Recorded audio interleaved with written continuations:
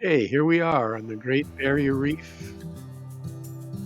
One of my lifelong dreams has been to dive the reef since I learned how to dive early on when I was 16 years old, like 53 years ago. And there's a giant blue clam right there, right at the start of our dive. Anyway, we're diving at the Remoora section of the reef, and it's just about an hour and a half off the coast of Yorkey's Knob in Queensland, Australia. We were originally going to be stopping at Cairns, but they were doing something in the harbor, and so we had to park the ship off of Yorkey's Knob, and the catamaran for this dive picked us up right at the ship and hauled us out to the floating platform. There you can see the mooring for the floating platform. It's like a giant houseboat. It can accommodate 250 people for snorkeling and diving. Had us a nice lunch.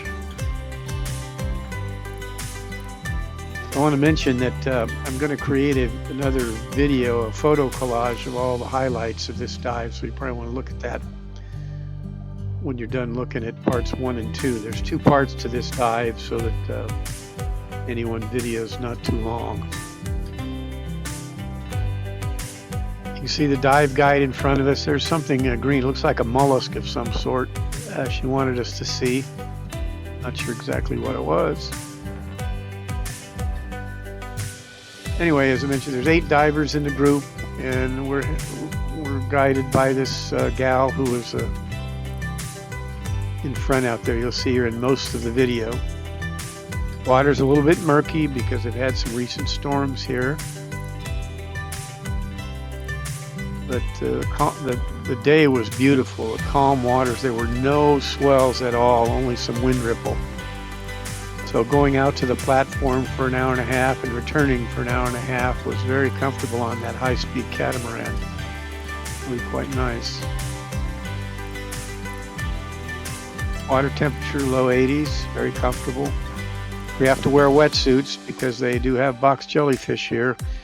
You have to cover up most of your skin. A lot of people wore hoods and gloves. I only wore my wetsuit, so my hands and some part of my head were exposed. But only saw one jellyfish, and only saw the jellyfish when I was snorkeling, not when I was diving.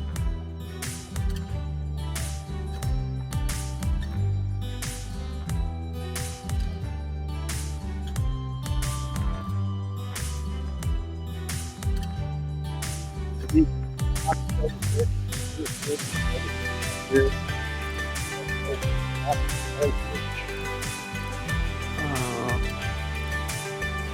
you get a sting from them, or maybe it's the irukandji. If you get a sting from the irukandjis, you can stop breathing within 20 minutes. So you really have to be careful. You get stung to get it treated with vinegar. And then I mentioned they must have some antidote. Sorry for. There's some blue coral there.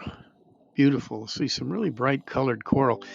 And I'm going to make a video of the snorkel trip, which I did after this. And the colors up on the surface within 4 or 5 feet of the surface are much brighter. So you might also want to watch the snorkel collage and video that I'm going to make tomorrow.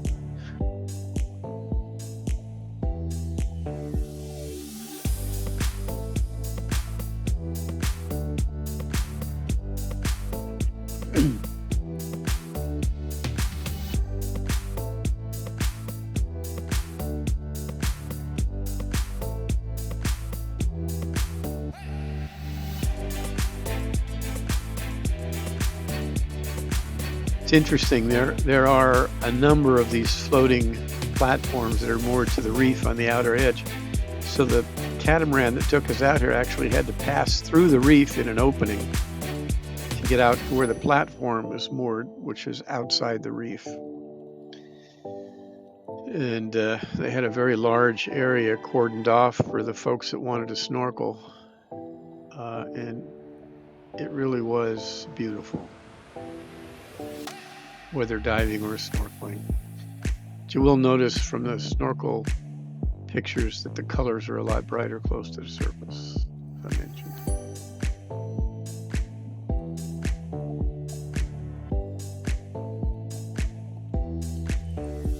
So my dive buddy here is Ian Wigley, some of our friends from the boat. Actually, a lot of our cruising buddies were on this particular trip. Most only snorkel. They were just Ian Wigley and Steve and I were the only ones that were diving that day. That's Steve McIntyre.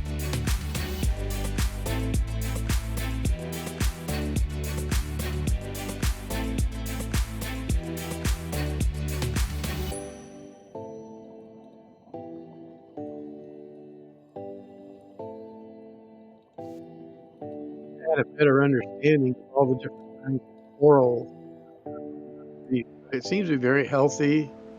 You know, there's been some discussion recently about bleaching events where the water gets too warm and ruins some of the coral. I'm not sure how much of that has happened up here where we are off Yorkey's Knob.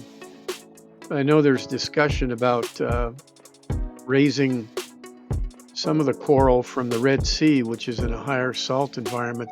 It's a more hardy type of coral. And they're bringing that coral in and transplanting it on the bleached out coral.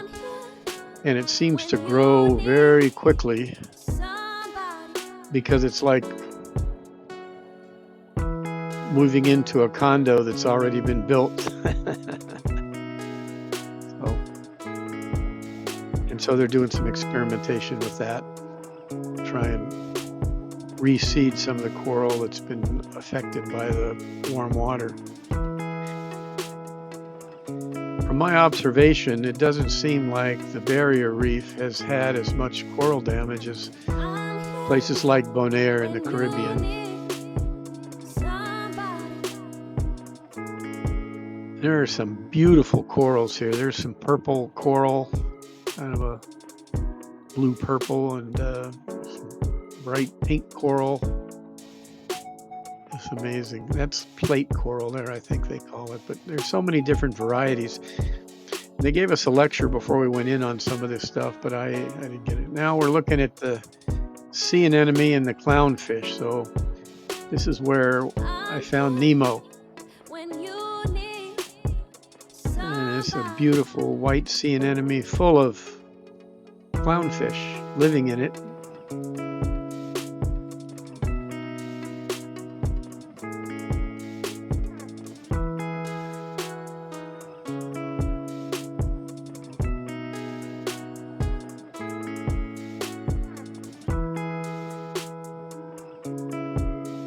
Yeah, it's fun just to watch that.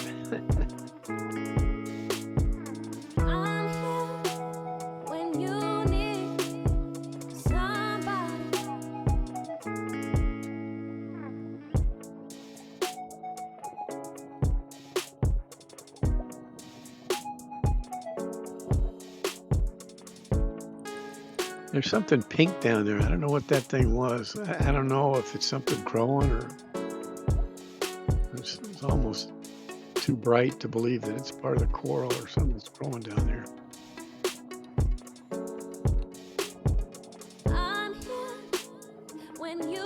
Hey, we're gonna finish up